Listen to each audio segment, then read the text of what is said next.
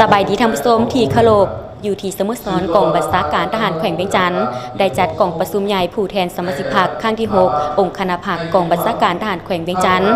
ซึ่งในระยะ5 ปีผ่านมาคณะพรรคคณะบัญชาได้สุ่มใส่เฮ็ดสำเร็จหน้าที่โดยปินออม4หน้าที่ใหญ่26แผนงานที่คณะพรรคกระทรวงป้องกันประเทศวางออกโดยถือเอาเวียกงานเฮ็ดให้สภาพมีความสงบได้หันเอาพนักงานลงก่อสร้างฮักฐานการเมืองอย่างตั้งหน้าเพื่อเฮ็ดสำเร็จทุกหน้าที่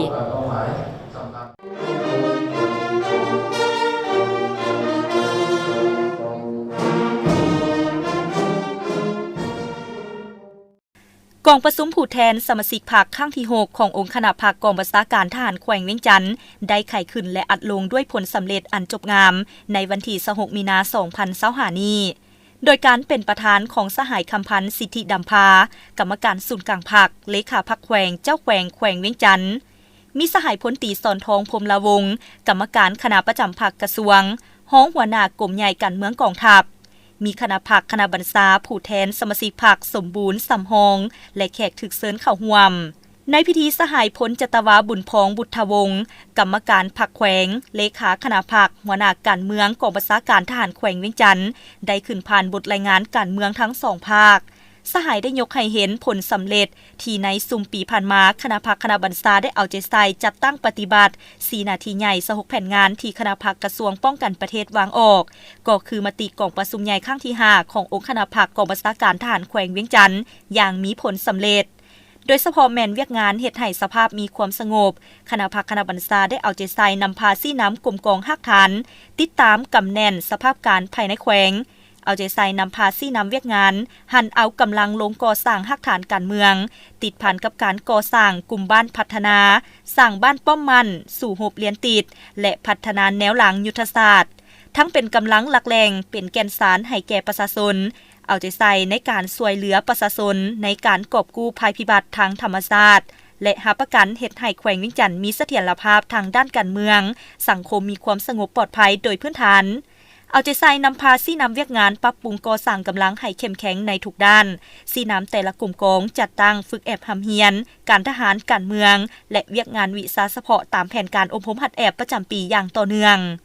พร้อมนี้ได้เอาใจใส่ปรับปรุงก่อสร้างพรรคให้มีความปลอดภัยเข้มแข็งหนักแน่นเฮ็ดให้ระบบการจัดตั้งอยู่ฮักฐานพรรคมีความสงบสุขอยู่ติดตามกฎการตีราคาจัดแบ่งประเภทคุณภาพพนักงานสมาชิกหน่วยพรรคเป็นปกติเปิดกองประชุมสรุปถอดถอนบทเรียนการก่อสร้างหน่วยพรรคให้เข้มแข็งหนักแน่นทั่วองค์คณะพรรคกองบัญชาการทหารแขวงเวียงจันทร์มีคณะพรรคฮักฐาน22หน่วยมี76หน่วยพรรคขึ้นกับหน่วยพรรคเอกราช9หน่วยมีสมาชิกพรรคทั้งหมด 1,670 สหายหญิง218สหายสมาชิกพรรคสำรอง146สหายหญิง10สหายในกองประชุมได้ใช้สิทธิประชาธิปไตยป่อนบัตรคัดเลือกเอาคณะบริหารพรรคกองบัญชาการทหารแขวงเวียงจันทร์ได้11สหายกองประชุมข้างปฐมฤกษ์เป็นเอกสารเลือกเอาสหายพลจัตวาบุญพองบุตรวงศ์เป็นเลขาคณะพรรคสหายพันเอกบุญเตียงอินทวงศ์เป็นรองเลขาคณะพรรคสหายพันเอกสมพันธ์เฮืองพระจันทร์เป็นประธานคณะกวดกาพรรค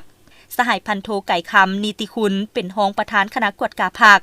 สหายพันโทสายสมรพระจันทร์ทองเป็นรองประธานคณะกวดกาพรรคในพิธีสหายคำพันธ์สิทธิดำพากรรมการศูนย์กลางพรรคเลขาพรรคแขวงเจ้าแขวงแขวงเวียงจันทร์ก็ได้เน้นหนักให้คณะพรรคสุดใหม่ต้องเพิ่มทวีความสามัคคีเป็นเอกภาพภายในพรรคติดพันกับการเชิดชูน้ำใจหักชาติยกสูงการนำพาของพรรคเข้าในทุกโครงเขตเวียกงานตลอดระยะ5ปีผ่านมาเนาะคือกองประชุมสมัยที่5ผ่านมานั้นนับแต่ปี2019 2025ที่ว่ากรมกองพวกเฮาได้สืบต่อเฮ็ดหน้าที่การเมืองโดยเฉพาะมันนำเอามติกองประชุมใหญ่ครั้งที่5ไปจัดตั้งผันขยายเข้าสู่เวียกงานตัวจริงสอนห้อยอยู่ใน4หน้าที่ใหญ่26แผนงานที่คณะพรรคกระทรวงป้องกันประเทศวางออก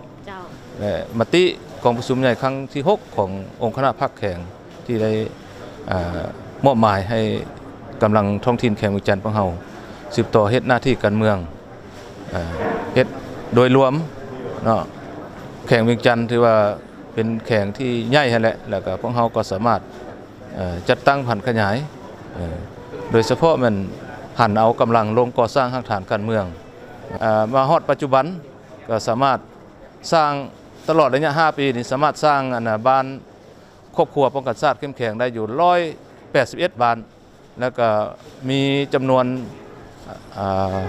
เกือบ8,000เนาะ7,000 กว่าครอบครัวที่อยู่ใน81 บ้านเนาะแล้วก็สร้างบ้านแฮกเซียวได้อยู่17 บ้านนอกจากนั้นก็ได้สร้างตานั่งปรับปรุงระบบตานั่งกองร้อนกองป้องกันตัวพร้อมกันนั้นพวกเราก็ได้นำใช้กำลังเพื่อป้องกันบรรดาเป้าหมายโดยเฉพาะแม่นเป้าหมายทางทิศชายแดนบรรดาดอนก็ดอนต่างๆในจำนวน10 กว่าดอนเนาะเรียกว่าใช้กำลังทหารชายแดน3 กองร้อยเพื่อประจำอยู่ทิศชายแดนโดยความนักแน่นแล้วก็จดจ่อต่อสภาพการทางทิศชายแดนเฮ็ดให้ชายแดนระหว่างลาวไทยมีความสงบแล้วก็ป้องกันบรรดาเส้นทางคมนาคมในโอกาสที่มีความหมายสำคัญนี้ข้าพเจ้าขอบอกขอบใจนำองค์การจัดตั้งภาครัฐทุกภาคส่วนนับแต่ศูนย์กลางลงฮอดท้องถิ่นแล้วก็บรรดาสหาย30 พรรคผู้แทนสมบูรณ์ทั้งหมดตลอดฮอดพนักงานทั้งครบที่ได้สุมทุกสติปัญญาเพื่อแห่งแล้วก็เฮ็ดให้พวกเราได้มีผลสำเร็จในมื้อนี้แล้วก็อวยพรให้ผู้นำภาครัฐการนำขั้นศูนย์กรมการเมืองขั้นศูนย์กลางแล้วก็ขั้นการนำขั้นแขวงกระทรวงเนาะจงมีสุขภาพแข็งแรงในโอกาสเฉลิมฉลองวันตั้งพรรคครบรอบ70 ปีที่ผ่านไปว่า2-3 วันผ่านมานี้ก็เห็นว่าพวกเราก็สุดที่ดีใจแล้วก็ดีใจที่เป็นส่วนหนึ่งในการประกอบส่วนเฮ็ดให้การจัดตั้งพันขยายมติของขั้นถึงมีผลสำเร็จอันนี้ขอขอบใจเจ้าขอบใจเจ้าท่านผู้ชมผลสำเร็จของกองประชุมใหญ่ผู้แทนสมาชิกพรรคครั้งที่6ของกองบัญชาการทหารแขวงเวียงจันทน์ได้ยั่งยืนให้เห็นถึงมรรคผลแห่งการเฮ็ดสำเร็จหน้าที่อย่างรอบด้านที่มีหลักการของพรรคก็คือภารกิจปกปักรักษาและสร้างสรรค์พัฒนาประเทศชาติพันตรีบุญเลื่อมบาททองคำไทยภาพร้อยเอกแป้งนำป้องรายงานที่กองบัญชาการทหารแขวงเวียงจันทน์